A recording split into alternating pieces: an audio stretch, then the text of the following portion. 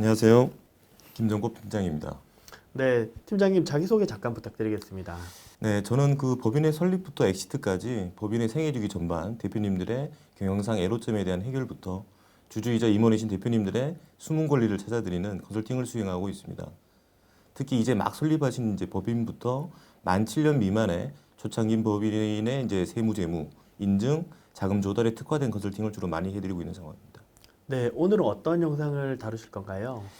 네, 오늘 영상 주제는 우리가 일상생활 속에서 이제 빈번하게 발생할 수 있는 그 가족 간 계좌이체와 관련된 내용으로 가족 간의 계좌이체, 이거 모르면 증여세, 상속세 폭탄 맞습니다. 라고 한번 정해봤습니다.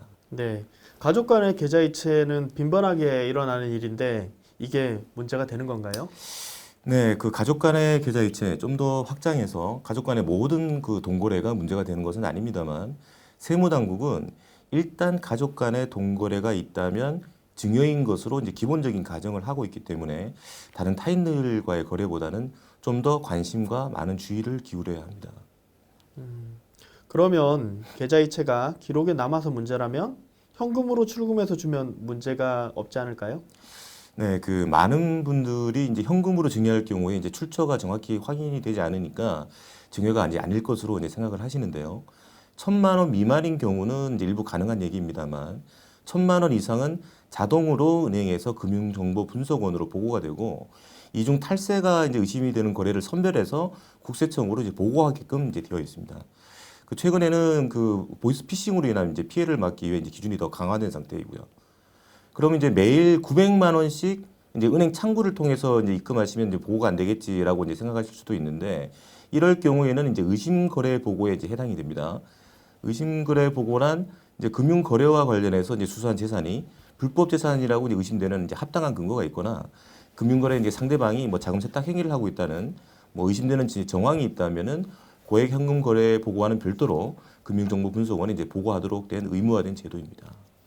아, 그러면 부모 자식 간 예를 들어서 연로한 부모님 또 혹은 어린 자녀들에게 용돈을 주는 경우에도 계좌이체를 할 텐데 이것도 증여로 추정될 가능성이 있는 건가요? 예, 뭐 앞에서도 이제 말씀드렸듯이 가족 간 특히 그 부모 자식 간의 그 계좌 이체는 기본적인 이제 증여라고 추정을 하며 증여가 아니라는 이의제기를 하려면은 입금 받은 자가 스스로 이제 입증을 해야 합니다.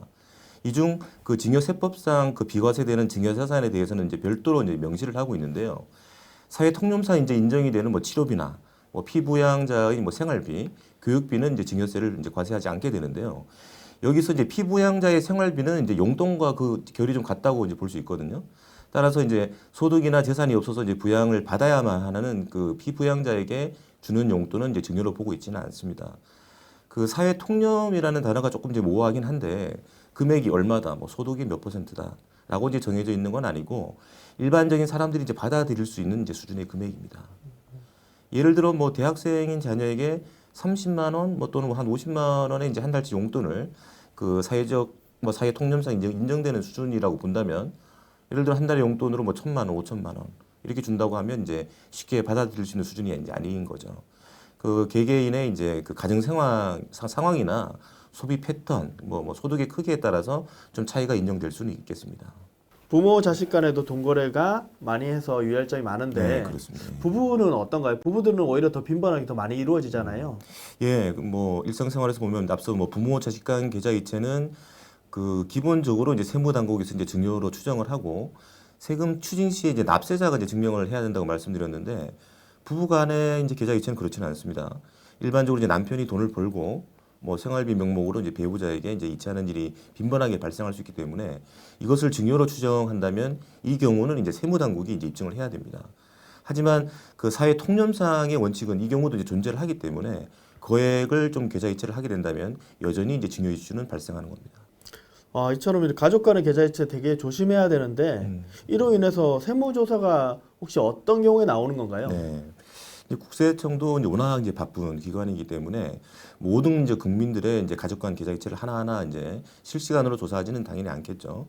이제 국세청은 이제 정기적인 세무조사를 통해서 이제 계좌 거래 내역을 확인하는데 대표적인 경우가 이제 세 가지 정도가 있습니다. 첫 번째 이제 주식, 부동산 취득 시에 이제 자금 출처 조사라는 게 있겠고요. 두 번째 그 사업자분들에게 해당하는 이제 사업장 세무조사.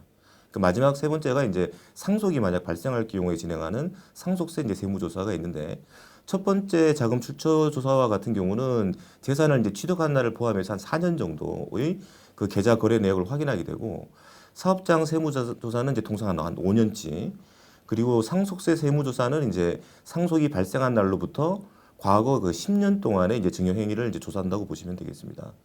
사업을 운영하시는 경우가 아니라면은 가족 간 계좌 이체는 이제 첫 번째, 세 번째가 좀 해당이 되겠네요. 아, 그러면 증여가 아닌 경우에도 어떤 식으로 해야지 가장 좀 안전할까요?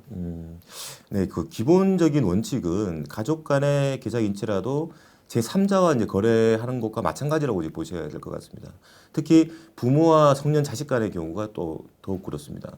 우리가 그 잘 모르는 사람과 이렇게 동거래를 하면서 단순히 믿고 이렇게 거래하지는 않지 않습니까?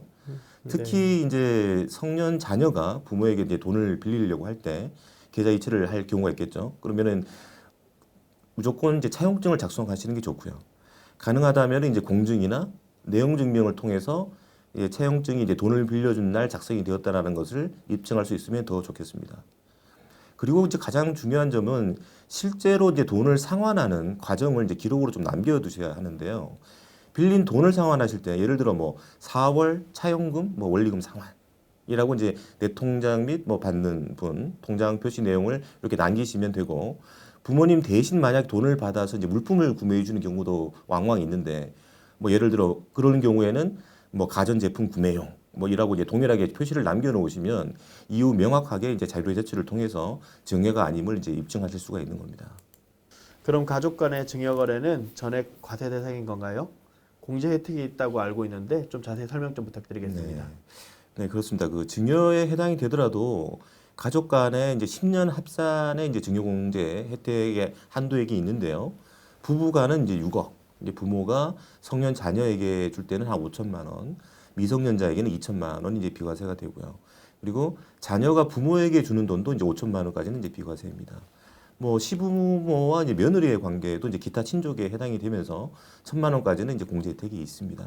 그 10년 합산 증여 금액이 이제 공제 금액을 초과되는 경우에는 이제 증여세가 이제 발생을 하게 되는데 초과 금액이 이제 1억 원 이하는 이제 10%, 5억 원 이하는 20%, 뭐 10억 원 이하는 30%, 30억 이하는 뭐 40%, 30억 이제 초과가 되면 최고 세율을 한 50%가 이제 적용이 됩니다. 그 세율 구간별로 누진 공제액은 참고하시면 되겠습니다.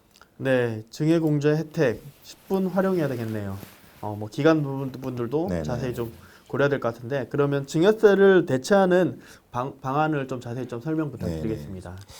네, 그 기존에 그 준비 없이 나와버린 증여세라면은 이제 전문가에게 이제 의뢰를 하셔서 세금을 줄이기 위한 방안을 이제 검토를 하셔야 되겠지만 증여가 아님을 입증하거나 절세할 수 있는 방법을 찾기란 좀 쉬운 일은 아닙니다. 따라서 이제 사전에 미리 이제 언젠가는 나올 증여나 상속세에 대한 대처 방안을 이제 마련해 두셔야 되는 거죠. 즉 합법적으로 증여 상속세를 줄이는 4가지 방법을 좀 명심을 하시고 실천을 하셔야 되는데요. 첫째는 그 10년 합산에 좀 전에도 말씀을 드렸습니다만 그런 가족 간 증여 공제를 좀 전략적으로 활용을 하는 것입니다. 그 전략적이라는 이 의미는 예를 들면은 자녀에게 증여할 경우에 이제 자녀가 태어나면서 이제 만 19세 성년이 되기 전까지 미성년자 기준으로 이제 한 2천만 원 정도 한 번은 그 증여 공제를 활용을 하셔야 되고요. 그리고 만 19세 이상 이제 성년이 되어서는 좀 더 이제 그 활용을 많이 하셔야 되는데 좀 더 구체적인 계획을 갖고 10년마다 이제 5천만 원씩 지속적이면서 장기적으로 그 증여공제 혜택을 이제 10분 활용하시면 좋겠습니다. 여기서 한 가지 그 현금 증여는 아니지만 증여자인 부모가 이제 법인의 대표이며 대부분의 지분을 이제 가지고 있다면 증여공제를 활용하실 때 이제 주식을 증여할 수도 있겠죠. 증여나 상속의 대상이 되는 자산이 대개는 이제 현금 부동산이라고 할 때 법인의 대표는 법인의 이제 주식이 이제 추가가 되는 것인데 미리 이제 지분을 정해 놓지 않으시면은 최악의 경우 대표님이 이제 사망을 해서 자동으로 상속이 진행이 될 때 법인의 이제 주식을 상속받기 위해서 아버지로부터 받은 뭐 현금이나 심지어 부동산을 팔아야 하는 경우가 생기거나 뭐 법인의 주식을 뭐 상속을 이제 포기해야 되는 경우 그래서 이제 애써 일군 그 가업이 다른 사람 손으로 이제 넘어가는 경우도 이제 발생할 수가 있는 겁니다.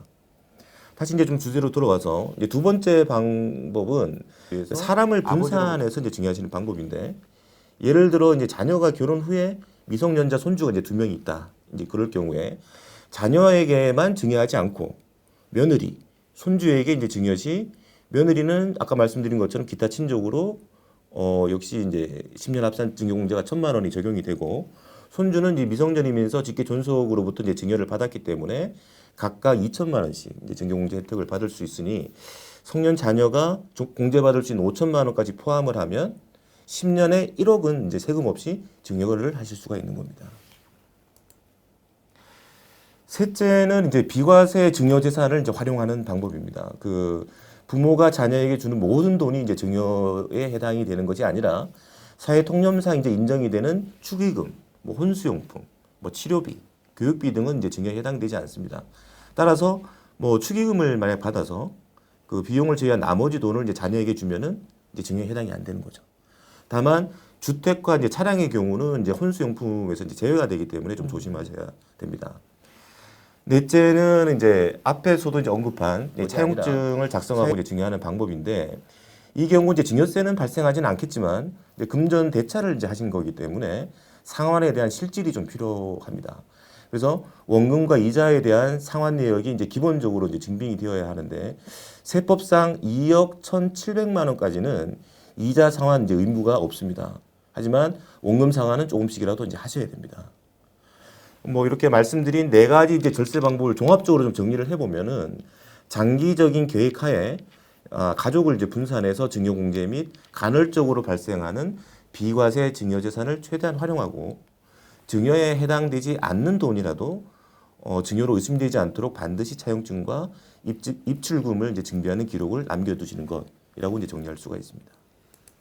네. 오늘 말씀해주신 가족 간의 계좌이체나 돈거래 시에 당부해주신 절세 방법 4가지 그리고 또 다른 이야기의 주의사항들을 명심해야 될 것 같습니다. 네네. 그러면 이 영상을 보시는 대표님들에게 마지막으로도 도움이 되는 말씀 부탁드리겠습니다.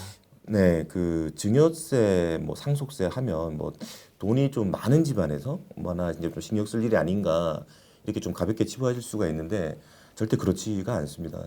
그 최근 인플레이션으로 이제 돈의 가치가 이제 갈수록 이제 떨어지고 있는 만큼 그만큼 이제 증여공제라는 그 혜택이 좀 늘어나면은 좋겠지만 물가 대비 이런 세제가 좀 이제 늦게 오는 거기 때문에 늦게 이제 마련되고 이제 구축이 되는 거기 때문에 대부분 증여나 상속 관련 이슈가 이제 발생을 하면 그 예상치도 못한 그 세금 폭탄을 맞을 수가 있다는 점 꼭 좀 인지하셨으면 좋겠고 뭐 문의사항 남겨주시면 관련 답변을 좀 드리도록 하겠습니다.